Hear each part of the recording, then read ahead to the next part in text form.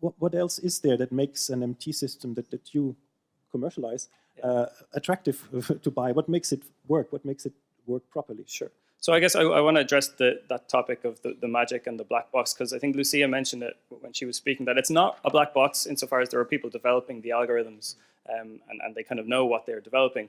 That's relative to statistical machine translation, right? So if you got some output from statistical machine translation, and if it was weird, you were literally able to go back and trace why that happened. You could go into all of the models and you could see the likelihood that that weird translation was going to occur and potentially explain that to a customer or something like that if you needed to. We can't necessarily do that yet with Neural MT, but I think it's just a matter of time because it's so new. People aren't working out yet how to kind of look back retrospectively because, like I said, there's still so much to look forward to. So then in terms of, okay, what do we put into that? What are the ingredients for successful Neural MT? Again, it was said on the last panel, I think there are two key ingredients. Number one is the data.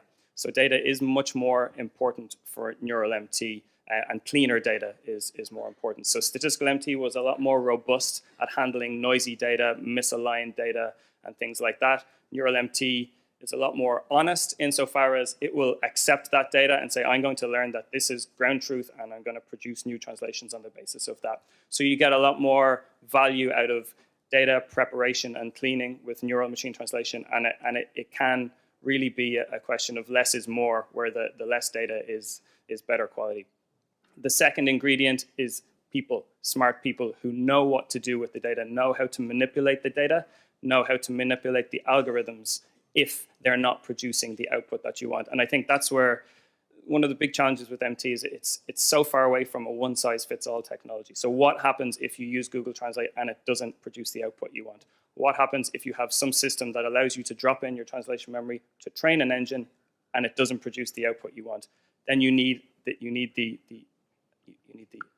intellectual capability. You need the people who can look at the data, look at the output, perhaps look inside the black box and work out what's going on and how to make that better. And so I think they're the two key ingredients to successful Neural MT.